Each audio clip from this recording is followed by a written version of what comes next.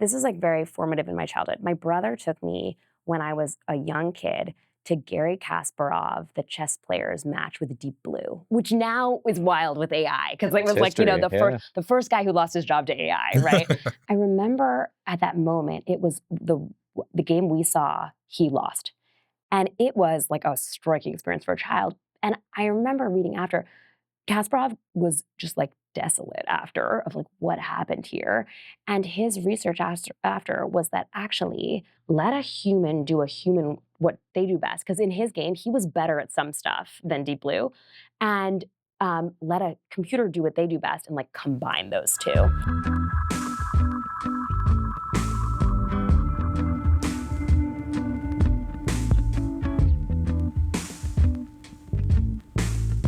Welcome back to another episode of the Advisor Journey podcast. I'm your co-host, Desarte Yarnway.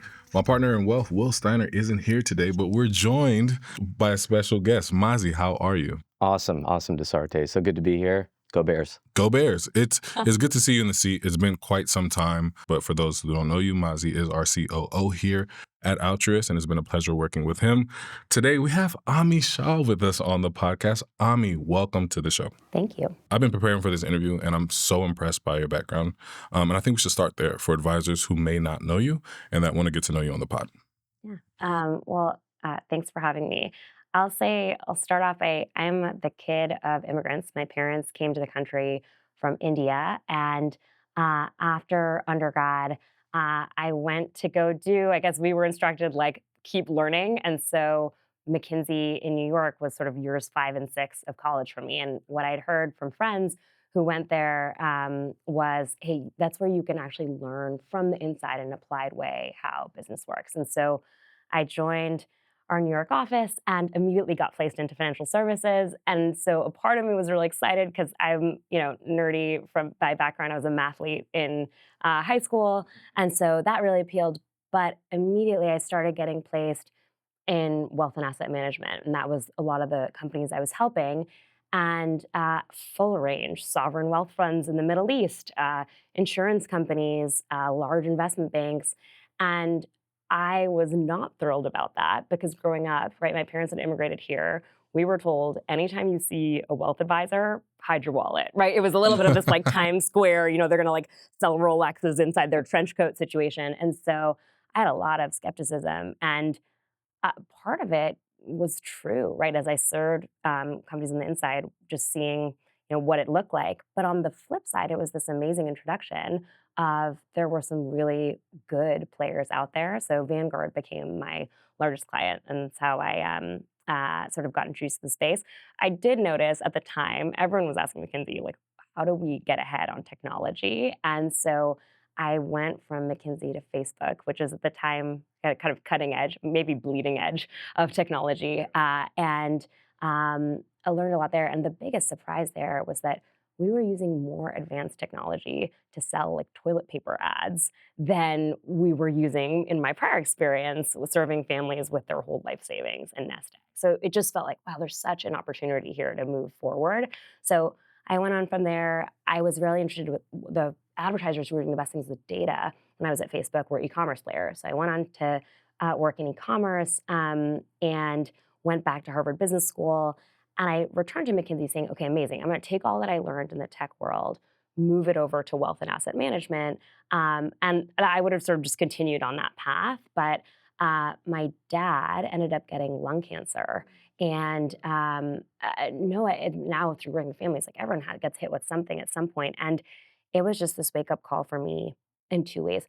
One, my mom, she's whip smart. She's a physician. We kind of talked about immigrant experiences, but they had just divided and conquered as a couple, right? Because she was raising 3 kids, working, et cetera. So she was the non-finance spouse. And her biggest fear, I think on par, maybe more than losing my dad, who was her childhood sweetheart, right? They met at 16, was, am I going to be caught holding the bag on this thing that I don't know how to do? And so for me, it was this moment of like, wow, I want to help serve people navigating something like that. And for her, it was kind of too late, right? The ship had sailed, but I thought in the reverse direction, like, what if I could start to work with families earlier in the trajectory of their lives? And the other thing I noticed from parents getting sick was they had kind of made, we talk about with our steward families, like the big swap, right? You start with health and no money.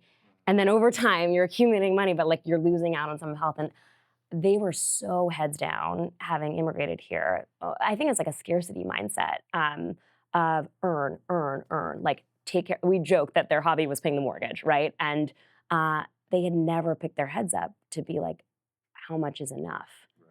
And I just wanted to help other families think about that and make trade-offs in a way that it was intentional as opposed to the trade-offs happening to them because I've seen kind of the price my parents have had to play. So that's in part what brought me to this space. What a good synopsis. That was amazing.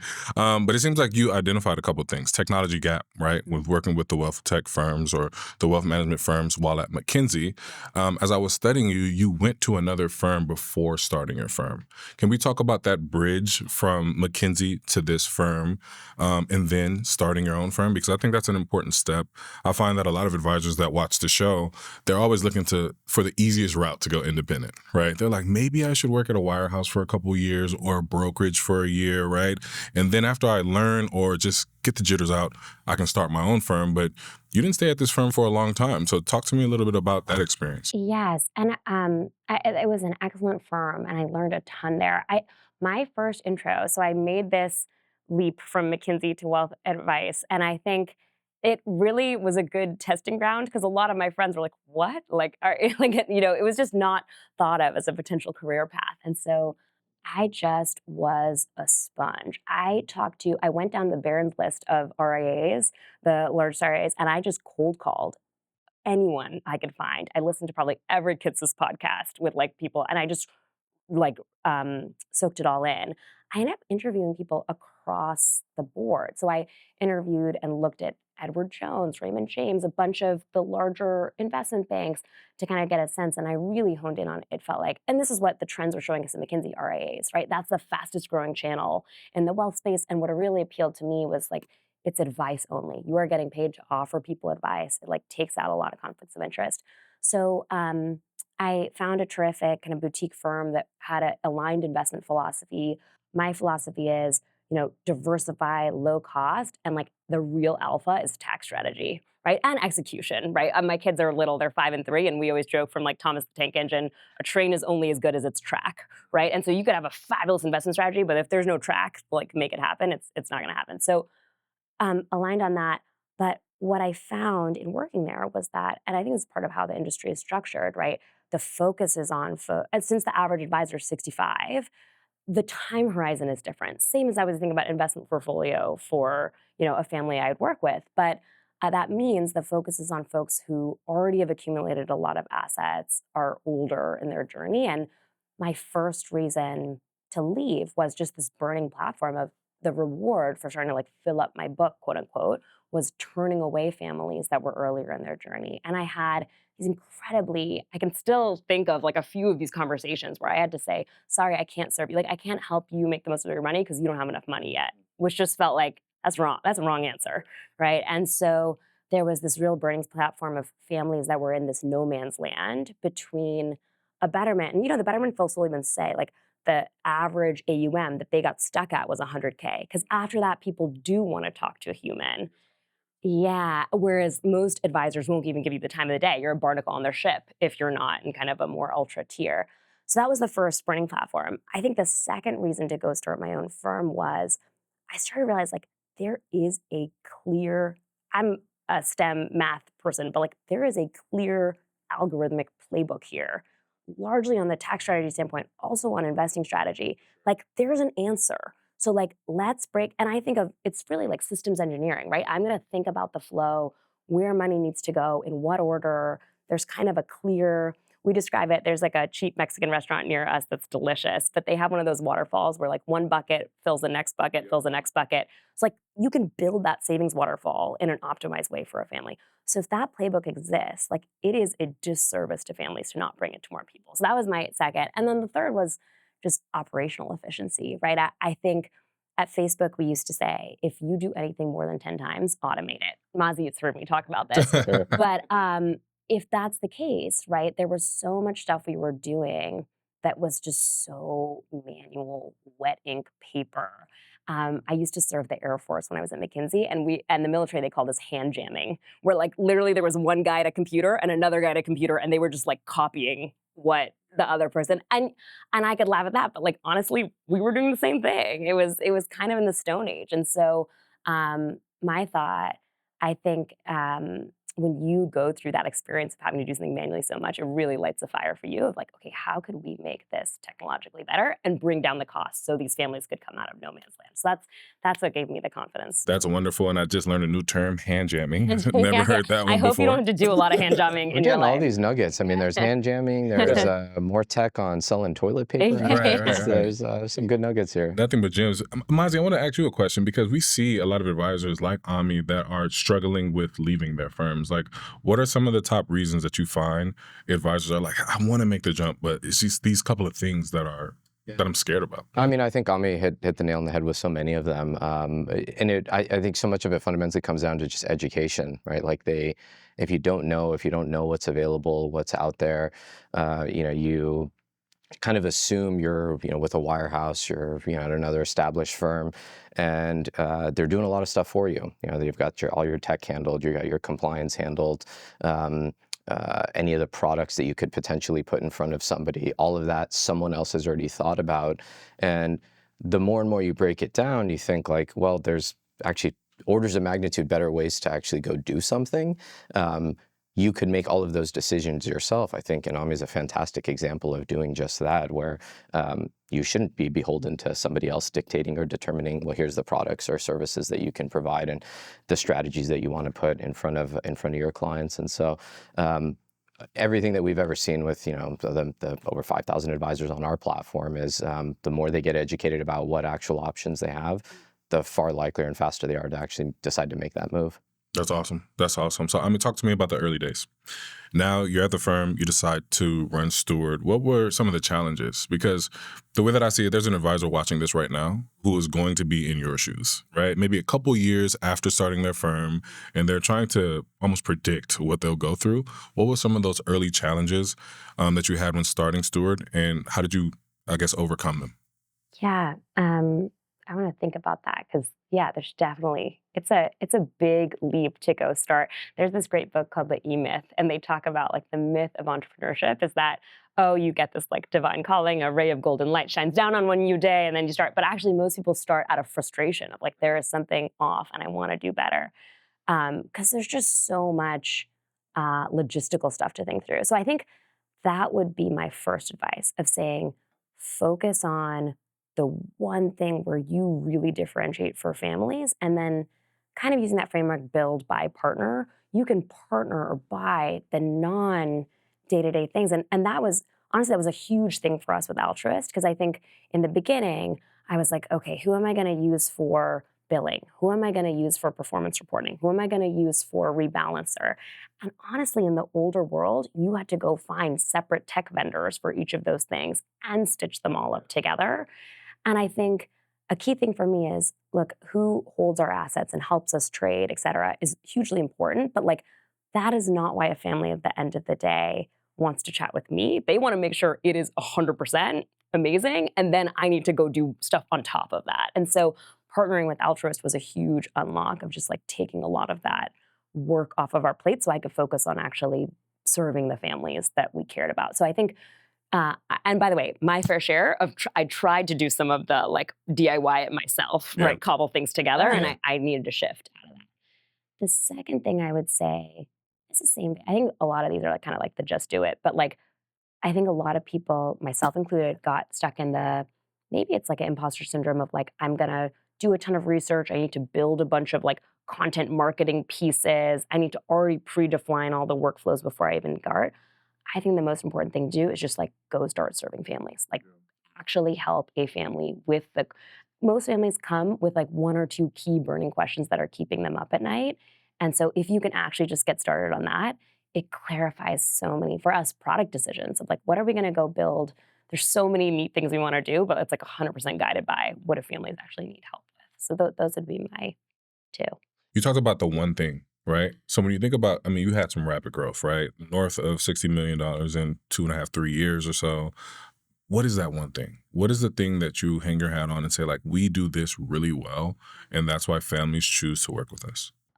The ethos of what we say a ton at Stewart is we say that we want to be core, and that is how a family should feel when they work with us. And core stands for confident, organized, relieved, and actually engaged. And what do I mean by engaged? Because that's the one where I think we really differentiate. Engaged, we call it triple E. One is I am educated. I understand the why of this advice. I think I was talking about systems engineering earlier. There is a playbook for wealth advice, but it's complicated, right? The tax code has tons of codependencies, et cetera. And so I think some advisors, what's that old quote of like, I would have written you a shorter letter if I'd had the time. I think some advisors are just so excited to tell people about all this like weird intricacy, and good ones, right? The smart ones. I think not good ones have no idea, but like that they dump that all on a family and they're kind of left swimming. It's really dry. So the first one is to just make sure that they can understand the why. So that's the first E. And then the second E is like actually empowered. So I think it's really important to lay out, instead of saying like, it's my way or the highway, this is what you have to do, we're going to lay out two choices objectively and show you the pros and cons and the trade-off, right? And especially now for a lot of our families, we serve folks who are like in the thick of it, right? Like they're high earners, they're in their 30s through 50s, they have young kids at home. We were just talking to start you, a 1 and 3-year-old, so you know this. I sure do. They sometimes the best academic answer is not the one that's actually practical. We got to make sure the juice is worth the squeeze, so we can empower them.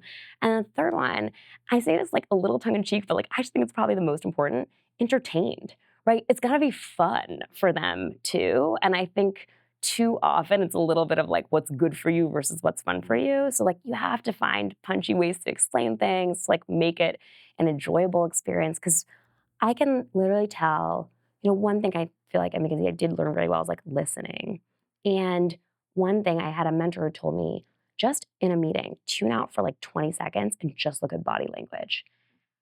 And I do that in a lot of my meetings now. And it's amazing what gets revealed, because when you hear a family first come in to talk about money, it is like you can almost see emotion like seething through them, right? Of insecurity, shame, uncertainty, fear, guilt. Like there's a lot going on.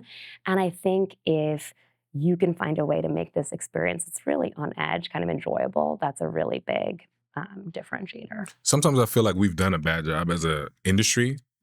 When people sit in front of us, they feel that way because it's a guilty feeling, right? It's like, I have to talk to this advisor because I'm not doing well, right? Or I'm not handling my money well. And it's great to have advisors like you come into the podcast room and just explain how it can be done versus the status quo, right? Yeah, and to your point, like I think a lot of people, it's so funny. Our business school asked me to come back and they titled the lecture, "No, you didn't miss a class on this in business school." Because I think there's so much shame of like, am I the one person who doesn't know? And like, fun surprise. I remember going in there and I was like, okay, it's going to be a lot of like business school people's, like you could say confident, maybe you could also say arrogant folks is like spouses or like, significant others who are like doctors, lawyers. Surprise, surprise. It was all hedge fund bros. And I had this feeling of like, oh. And I think they were the only ones with the confidence of being like, look, I have my wheelhouse. And even at Stewart today, we've been surprised with like how many of our families are finance families of, look, I know my wheelhouse and I have the confidence. What's that Warren Buffett quote? He's like, doesn't matter how big your zone of competence is, circle is, just you have to stay in your circle. And I think they're like, okay, I know my circle. I'm going to go think about, people outside of that. So it's just been a surprise to see some of that going on. I love your acronym CORE. Confident, organized, relieved, educated, entertained, engaged. Mazi, I would say that's part of our goal here at Altruist for especially breakaway advisors that are trying to start their own firms. We want them to feel confident that you can actually do it. Because oftentimes when you're breaking away, the brokerage is saying, oh, you got to worry about compliance or you have to worry about this thing, right? Giving them the platform and the space to be organized, right? Feeling relieved that they have the support and the advocates internally to help them with problems should they arise, and feeling engaged, like they have enough via Altruist Academy, this podcast, the content to continue to be inspired, motivated, and educated on how to best serve their clients. Mazi, how does that strike you, that CORE acronym, as it relates to how we try to serve our advisors? Yeah, I absolutely love it. I mean, and the thing that I heard the most is just having that empathy as well with just your ability to listen. And more times, even leaving aside the sort of advisor-client relationship, but really any sort of professional relationship, if you feel like you're immediately being judged as soon as you sit down across the table, like, how the hell are you going to do anything with that relationship? And you're not going to get anywhere. And I think you all do that so well. One question though that does come up, as we think about sort of those qualities that you have and how you got the confidence then to start your own practice and grow it as successfully as you have. I've always felt a really strong affinity, especially with your firm, given the name, Steward. I do this talk every now and then where we share, we are the stewards of people's life savings at Altruist. That's a responsibility we take deeply, deeply seriously. We want to make sure the assets are safe, secure, stable. Talk us through how you actually got comfortable with that. I recall you put us through the ringer many, many times. As my We'll mother talk knows about me. As you should. Yeah. You're obviously fulfilling your obligations as a registered investment advisor. That's hypercritical. You got to make sure you're doing your diligence. But how did you get ultimately comfortable with selecting that, being able to make sure that then when you sit down across the table from a client, and they're handing you their life savings, that you've made the right decisions yourself? Yeah, you touched on so much there. So I'll say first, I think a big part of being empathetic for the families that we serve is, on the one side, I have extreme empathy for the families we serve. We actually call it we don't even call folks clients, because that just feels, we are families serving families. So we call it families at Steward. And so for those families, I am to the mat for defending them, because that's probably one of the biggest jobs ever. And we talk about this, especially since so many of the times we're coming with a non-finance spouse and a finance spouse. But I think, what is the stat? I think 90% of people will be the primary financial decision maker for their family at some point in their lives. And people just don't realize, right? They think, oh, this other spouse, but women outlive men, and there's all sorts of life changes that can happen. So I view that as probably the most fundamentally important responsibility, that I am there to defend a family. And that's where the name kind of Steward came from. So yes, we put you through the ringer. And why, so how do I think about that, right? We have a fiduciary duty to best execution, right? To make sure that the partner that is custodying, or kind of, I describe it to families as, what Altruist does is they're the suitcase for their assets, they're the safe box that's holding them, and they're also our grocery store, right? Of where we are buying and selling things so it's super important that we feel comfortable with that. And so as we were choosing partners, I had come from a firm that used TD. I saw the whole TD Schwab merger going down, and customer service was tricky. And so I was I want to reevaluate. And I think one really, Jason Zweig writes for the Wall Street Journal, he talks about skepticism is the most important skill of an investor. So I was I want to just make sure we do our homework for these families. So I dug in a ton, and we came up with, and Mazi's going to smile as he recalls all this that I asked about, but we came up with a 5-part framework of how do we evaluate a terrific custodian.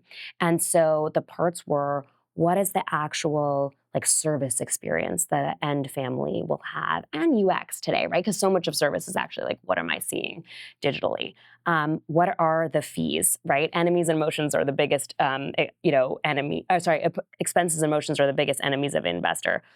We also wanted to look at technological capabilities and platform integrations. By the way, that's a big zero for a lot of the providers today. So when I first started looking, I was it might not even exist.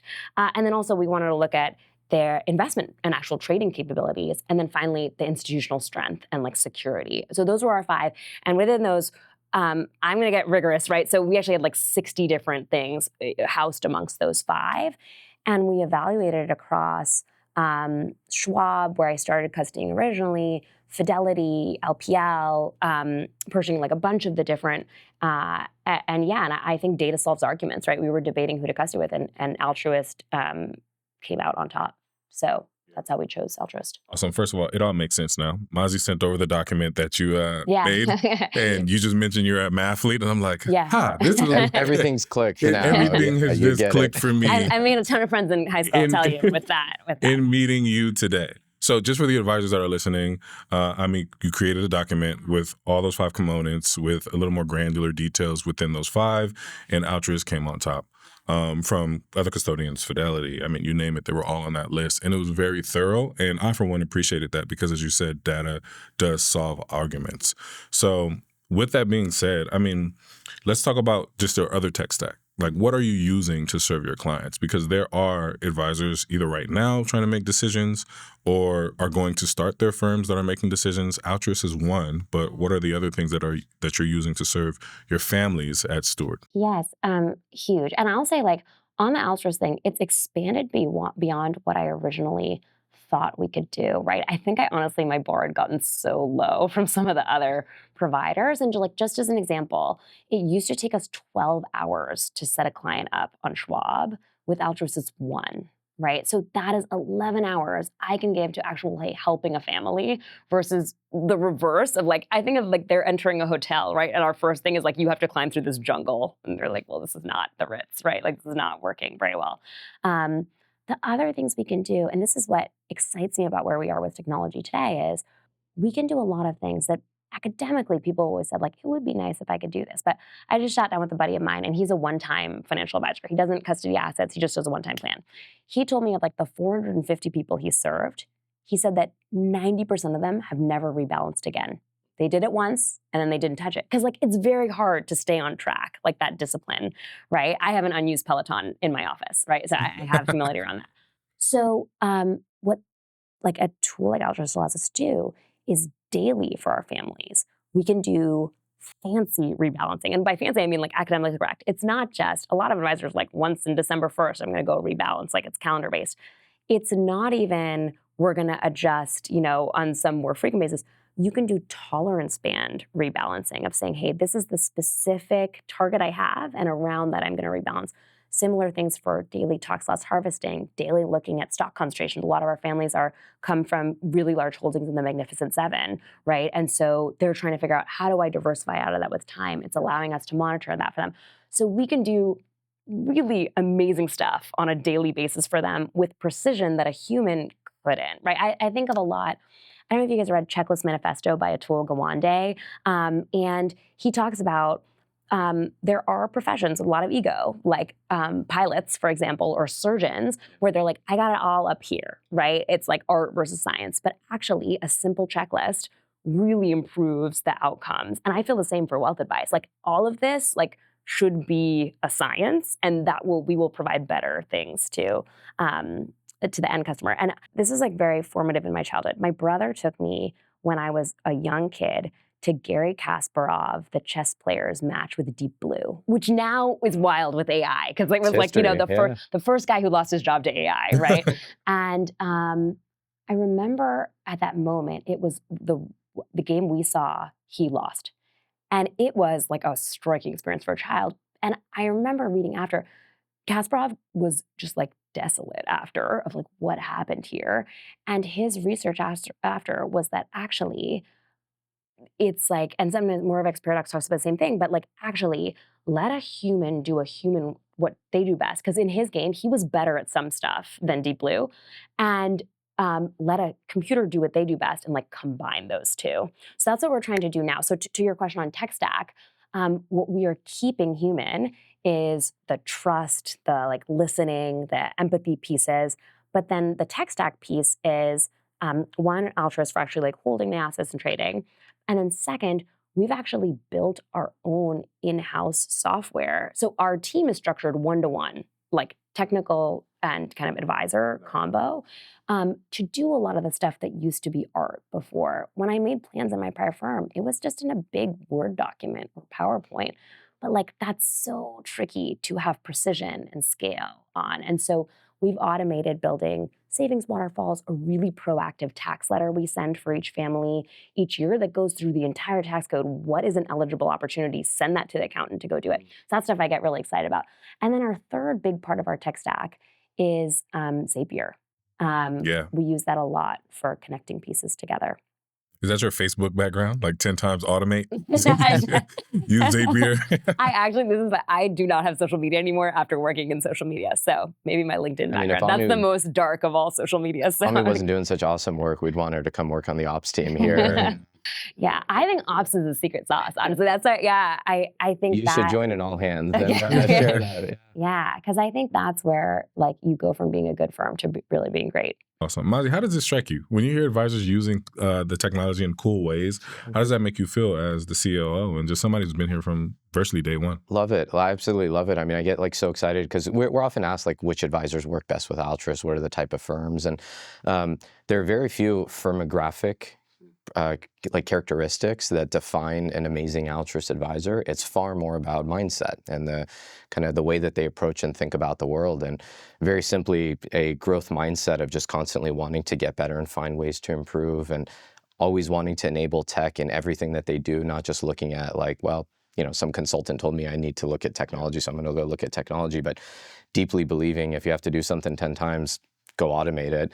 And then a deep customer obsession. And I mean, everything that I've heard Ami talk about, obviously we've had the benefit of we've known each other for a few years, but it just, you live and breathe it. And so it's pretty compelling for us, I think, when we think about seeing what you're doing, what others are doing, gives us really great motivation to then think, well, are there further things that we could be building on our platform? How should our roadmap reflect this? And then similarly, are there really amazing tools out there that, look, that's just not going to be our core competency. We may be able to try to go build or replicate that, but if there's another firm doing some awesome work and Ami or other advisors really love using that tool, let's just make sure the integration works and everybody's all the better for it. So it's really encouraging hearing just that mindset of embracing tech. Yeah. It's been interesting even too, like some differences of like even the fact that Altruist has Canny, where there's literally a product roadmap where advisors can vote on what features. And like it's interesting. We've kind of like there's an Altruist Slack channel of like all the power users of Altruist. And we like rally on like this feature, let's make it happen, right? Yeah. We're all getting to Canny, we're gonna make it happen. But like being able to like it makes me feel more engaged. I also think the API thing is huge, right? Because like in the future, data and using data in interesting ways to help families is going to be so important. And no other provider was willing to play ball with us on being able to do neat things with data. Planning software, it's just like frustrating thing. I think sometimes of like the TurboTax ads where like, where the family's sitting across and they realize the advisor is like just like looking at TurboTax and they like just push them off and their chair floats away and they're like, let me just use the software. I feel that some way about planning software as it exists today because I think it should be that a family can like play around with things more on their own. And also as an advisor, you can't port any of the data off of there, right? And so, but with Altruist, we've actually been able to build in integrations for all these like daily checks we do for families where that data feed is directly informing their planning work. And it's like a disservice to not be using that data daily for a family, but we just can't get access to it elsewhere. So. I mean, your process is one of the most impressive I've heard on the podcast. How are you marketing this to your ideal client? And could you explain your ideal clients for the advisors on the podcast? I'll start with the ideal kind of family that we serve. I think that was another lesson learned of like just being disciplined on like who is a great fit. And we've actually, I care a lot about families finding the right fit. So we've done a lot on adjusting that. For us, our ideal family, it's going to get a little specific. So I'll walk you through it. It's folks in their kind of 30s through 50s where they are first gen. And it's been interesting. Our families have interpreted that in new ways. I interpreted that a little thing from my pay arc of like, it was folks' families who like immigrated here from elsewhere. But actually, I would say a ton of our clients, maybe half and half, are families where they're the first in their families to go to college or to be earning in this new. And the thing we come back to, there's actually a book about this of like, wealth can feel like a foreign country. It is its own form of immigration. And for a lot of our families, what distinguishes that group is like huge priority on how do I support communities around me? How do I support aging parents and like navigate this? And also, you probably didn't have a chance to learn this playbook from your parents growing up. And I think the reason I feel frankly like fired up about this is I grew up in Greenwich, Connecticut. I went to Harvard Business School. Like a little bit, it was this feeling of like, wow, this game is actually kind of rigged. Like other people have this playbook and you don't have access. So it is, and a part of what appeals to me about America is like meritocracy, the ability to grow. But this is a place where meritocracy doesn't quite work for that last mile of like making your money work for you. And we talk with families a lot about this, but like your money can earn more than you can, even if you're a hard worker. And so I get excited to kind of help folks with that. So And then the other criteria is folks who are super savers, right? So we actually look with a family before and see, are you saving at least 20% of your after-tax income per year? And if you're not, like, absolutely understood, you need a budgeting specialist to like help you do that. And that's a knee doctor, we're a heart doctor, like you should go to the right doctor. So we've actually put a ton of time into, we've developed like a very detailed spreadsheet to show for different niches that are not ours, who are people we trust. And I just sat with one of them of like, I want to look that person in the eye before I refer them. So like we will send them to the right fit, even if it's not us. And then the last thing, and probably the most important, is their why behind money. And so we ask folks, why is money important to you? I don't know if you've come across, Brad Klontz has this research on like money types, but we serve folks who are, we colloquially describe them as ostriches and beavers. So for some people, the beavers who we serve, money's important to you because it's like, this is to take care of my family. And like, I'm going to save for like maybe a Noah's Ark style rainy day, but like, I am just going to save, save, save. There's another type that is like the ostriches who are like, maybe also some of them are very high earners, hard workers, but like, they're like, I just don't want to think about money. Like, I'm just going to work really hard and hope it all works itself out, like head and sand. So those are folks we serve well. But there are some families that say, look, it's a fun game. It's like a Sudoku, or I just want to try new stuff. Like, I enjoy that.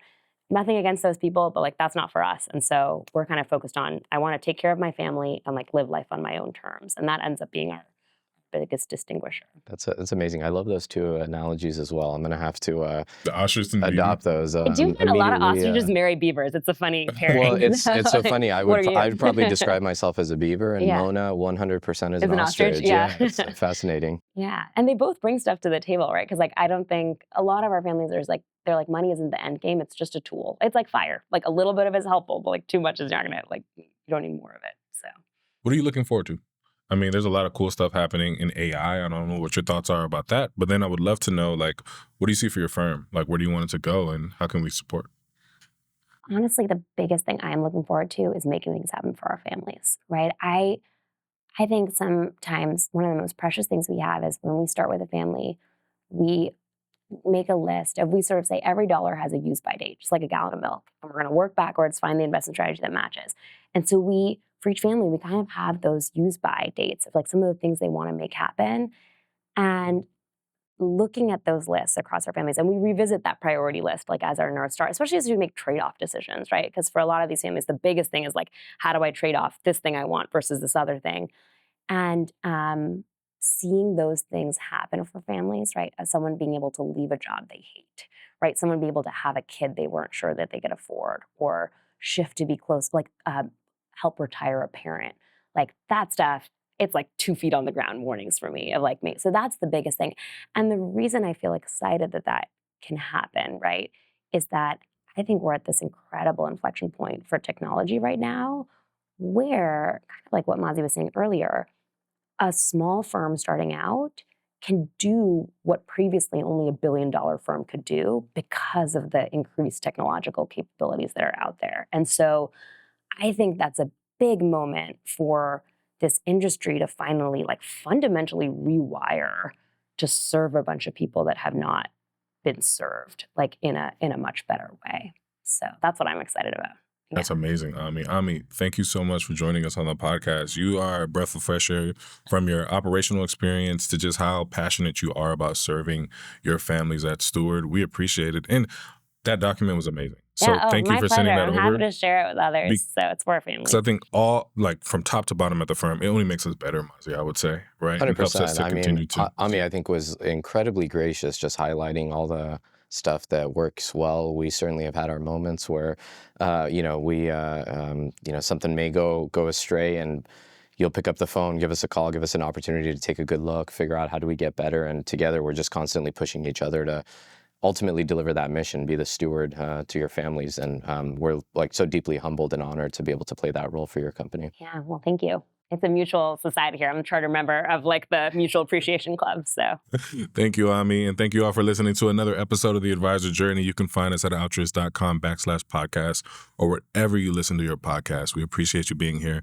and can't wait for the next one.